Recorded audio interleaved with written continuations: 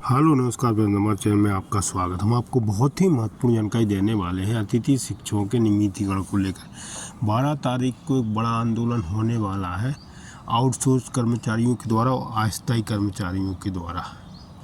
तो इसमें सभी अतिथि शिक्षकों से आग्रह किया है कि ज़्यादा से ज़्यादा संख्या में अतिथि शिक्षक पहुँचे। 15 लाख लोगों को पहुँचने के लिए बोला गया है ताकि शासन भी इस आंदोलन से हिल जाए और इनकी मांग को पूरा कर सके। तो इसमें अतिथि शिक्षक हैं, आउटसोर्स कर्मचारी हैं, ठीक, अस्थायी कर्मचारी हैं। तो मैं पूरी विस्तार से जानकारी देने वाला हूं अतिथि शिक्षकों के नियमितीकरण को लेकर। आप वीडियो में बने रहें, वीडियो पूरा जरूर देखें। वीडियो अच्छा लगे तो लाइक करें और चैनल को सब्सक्राइब बिल्कुल अपडेट पाने के लिए। अतिथि शिक्षकों के संगठनों से भी आग्रह है कि आप भी इस आंदोलन के साथ, कामगार क्रांति आंदोलन के साथ जुड़कर अपने उन हजारों लोगों की बात सरकार के सामने रखें। यदि आप एक बार खड़े हो गए, सब एक साथ खड़े हो गए भोपाल में, तो आप कल्पना कर लो कि क्या तस्वीर होगी उस दिन भोपाल की। मतलब एक सरकार है जो एक साथ 10 से 15 लाख लोगों के साथ अन्याय कर रही है और उसे कोई डर और भय ही नहीं है। 10-15 लाख लोगों के साथ को हमारा शिक्षा मंत्री बाहरी बताता है, घुसपैठिया कहता है और हमको अपमानित करता है और हमको गुस्सा नहीं आता। क्यों नहीं गुस्सा आता? जब तक हमको गुस्सा नहीं आएगा तब तक हम सरकार को डरा नहीं सकते। अभी आपका हाल ही में 16 सितंबर को भोपाल में कार्यक्रम हुआ। आपने सम्मान शिक्षा मंत्री जी को बुलाया, वहां पर वो नहीं आए। मोबाइल से उन्होंने आपको संबोधित किया और उनके मोबाइल से संबोधन पर भी आपने तालियां बजाई। तो ये भी तो कितनी बड़ी विडंबना है। और उस मोबाइल के संबोधन में भी आपको कोई ठोस आश्वासन नहीं दिया। भाषा ही आपत्तिजनक थी और उस भाषा पर आपको ऐतराज करना चाहिए। और ये सिर्फ अकेले शिक्षा मंत्री की भाषा नहीं थी। आपको एक और मैं उदाहरण देता हूं कि हमारे स्वास्थ्य मंत्री राजेंद्र प्रसाद शुक्ला जी, जिन्होंने हमारे रीवा के आउटसोर्स कर्मचारियों के बारे में भी आपत्तिजनक भाषा का बोला था। पिछले साल की बात है, आपको याद होगा। उन्होंने कहा था कि पहले तो गिड़गिड़ाते हैं, नौकरी मांगते हैं और फिर वेतन बढ़ाने की बात करते हैं। गिड़गिड़ाना शब्द इस्तेमाल किया, चरणों में पड़ जाना इस्तेमाल किया। ये हमारे आउटसोर्स कर्मचारी रीवा के, मैं उनका फिर बधाई दूंगा कि वो स्वास्थ्य मंत्री के खिलाफ खड़े हो गए। 250 लोगों की नौकरियों से निकाला गया। उन्होंने उनके बंगले को तब तक घेर के रखा जब तक कि उन्होंने निकाले गए लोगों को वापस नहीं लिया और अपने कहे पर उन्होंने माफी नहीं मांगी।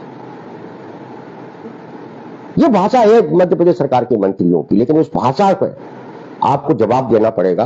यदि आप अपने मान और सम्मान की रक्षा नहीं कर पाएंगे तो आप नौकरी को सुरक्षित कैसे करा पाएंगे? ये लड़ाई तो नौकरी को सुरक्षित कराने, सम्मानजनक वेतन की है और अपने मान सम्मान की रक्षा की लड़ाई भी है, जो हम इस कामगार क्रांति आंदोलन के जरिए मध्य प्रदेश के अंदर खड़ी कर रहे हैं। हमारा आंदोलन कहां तक जाकर रुकेगा हमको नहीं मालूम, आज हम नहीं कह सकते। लेकिन एक बात हम ये जरूर कह सकते हैं कि हमने मध्य प्रदेश के उन लाखों लाख वंचित, शोषित लोगों तक इस आवाज को पहुंचाया है कि आपके साथ सरकार अन्याय कर रही है। आप सब लोग एक साथ आकर अपने साथ हो रहे अन्याय के खिलाफ बोलिए और हमारी बात लोगों तक पहुंची है। इसीलिए अतिथि शिक्षक भी लगातार मैसेज कर रहे हैं, बातचीत कर रहे हैं। आज हमारे साथ में बहुत अलग अलग क्षेत्रों के लोग इस आंदोलन का हिस्सा बने हैं। वो ग्रामीण क्षेत्रों में बैंकिंग सेवा देते हैं, बैंक मित्र संगठन है, वो हमारे इस आंदोलन का हिस्सा बना है, क्योंकि सरकार ने बैंक और बैंक मित्रों के बीच में भी एक कंपनी बिठा दी है। उससे उनका को जो मिलता था उसमें कमी आई है, तो वो भी हमारे साथ आए हैं। हमारे साथ में वो गांव में स्वच्छता गिराई है, जो गांव में स्वच्छता के लिए लोगों को प्रेरित करते थे, वो भी आज हमारे साथ आए हैं। हमारे साथ में जो राजस्व विभाग के सर्वेयर है वो भी हमारे साथ आए हैं। हमारे साथ सीएम राज्य का चतुर्श्रेणी आउटसोर्स कर्मचारी है, वो भी हमारे साथ आया। हमारे साथ में आयुष विभाग के योग सहायक प्रशिक्षक भी इस आंदोलन का हिस्सा बने हैं। आयुष विभाग के अंशकालीन कर्मचारी हैं, वो भी इस आंदोलन का हिस्सा बने हैं। इस तरीके से जो कोविड के समय जो डॉक्टर, नर्स बड़ी संख्या में काम कर रही थी, अपनी जान जोखिम में डालकर जिनको सरकार ने निकाल दिया है, वो भी इस ऑल डिपार्टमेंट आउटसोर्स अस्थायी कर्मचारी मोर्चा के कामगार क्रांति आंदोलन का हिस्सा बनकर अपनी बात करना चाहते हैं। और इस पूरे आंदोलन का कि जो अगुवाई कर रहा है, आपको हैरानी होगी कि वो लोग हैं जो नेता नहीं है, जिनको कोई नहीं जानता है।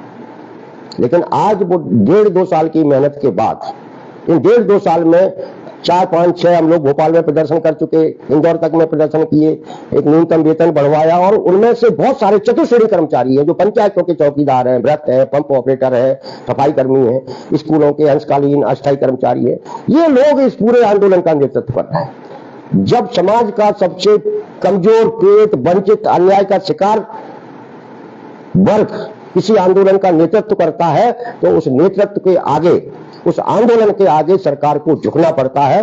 12 अक्टूबर को भोपाल में होने वाले कामगार क्रांति आंदोलन के द्वारा उठाए जा रहे मुद्दों को सरकार को पूरा करना पड़ेगा। सरकार इस आंदोलन के आगे झुकेगी, ऐसा हमारे तमाम सारे साथियों का विश्वास और भरोसा है।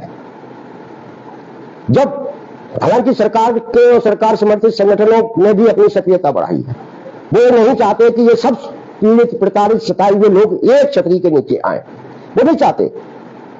वो इसलिए उनकी तरफ से भी कोशिशें की जाएंगी, कंपनियां भी रोकने की कोशिश करेंगी, अधिकारी भी रोकने की कोशिश करेंगे, क्योंकि अधिकारी ही तो आपके हिस्से की मलाई खा रहे हैं।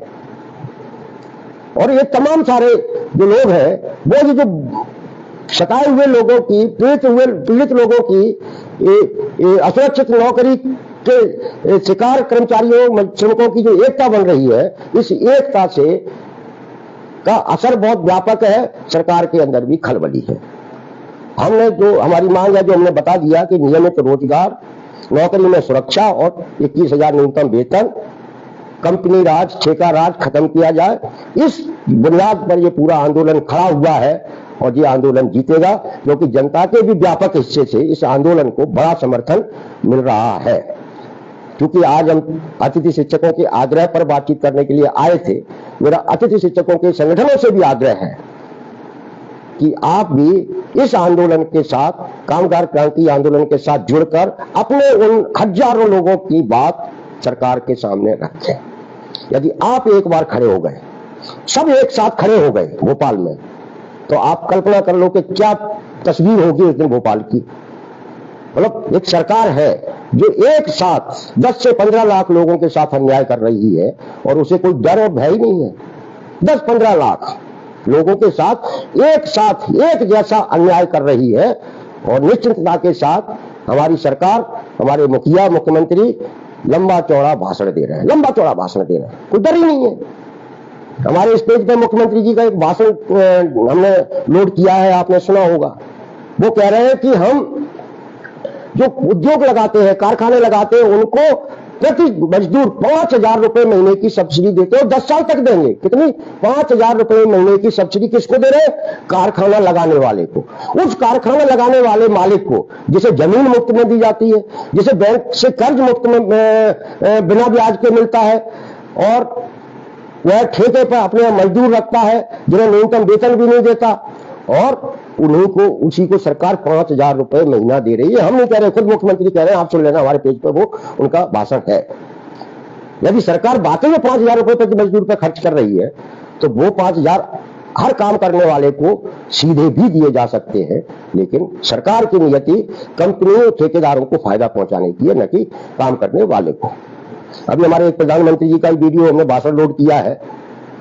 कितने दुर्भाग्य की बात है कि हमारे देश का प्रधानमंत्री कानूनों को खत्म करने का मंच से ऐलान कर रहे हैं। जब व्यक्ति को संरक्षित, सुरक्षित रखने के लिए कानून बनाए गए थे, अगर उन कानूनों को खत्म कर दिया जाएगा तो फिर वो काम करने वाला जो वर्ग है, गरीब, पीड़ित, वंचित, शोषित, वो तो गुलाम हो जाएगा। कहने का तात्पर्य यह है कि ये सरकार की नीतियां आप सब लोगों को गुलाम बनाने वाली नीतियां हैं। उसी रास्ते पर ये सरकार आगे बढ़ रही है। आप और हम सरकार के भाषणों पर तालियां बजा रहे हैं। तालियां बजाना हमको बंद करना पड़ेगा, सरकार से सवाल करना पड़ेगा। 12 अक्टूबर को हम कोशिश कर रहे हैं कि सारे लोग एक साथ आकर भोपाल में सरकार से सवाल करें कि आपने गरीब, दलित, आदिवासी, ओबीसी, मध्यम वर्गीय परिवारों के बच्चों की जो चतुर्थ और तृतीय श्रेणी की नौकरियां हैं, जिसमें समाज के सबसे कमजोर वर्ग के परिवार के बच्चे जाते हैं, वो नौकरियां आपने अस्थायी आउटसोर्स क्यों की? उन्हें स्थायी करो। तो साथियों, अगर हम एक साथ बोलेंगे तो हमारी आवाज बहुत दूर तक सुनाई देगी, और अलग अलग बोलेंगे तो हमारी आवाज वहीं की वहीं खत्म हो जाएगी, मर जाएगी, दम तोड़ देगी। हमारे अतिथि शिक्षकों का संगठन है जो चंद्रशेखर आजाद जी के नाम से बनाया है। मैं उनसे कहूंगा कि शहीद चंद्रशेखर आजाद को थोड़ा बहुत आप पढ़ लें। उन्होंने अंग्रेजों के खिलाफ लड़े, अपनी जान दी, तालियां बजाने के लिए नहीं, समाज के साथ न्याय कराने के लिए, इस गुलामी से मुक्ति पाने के लिए। और लाखों की संख्या में अतिथि शिक्षक सरकार का गुलाम है। इसे यदि आप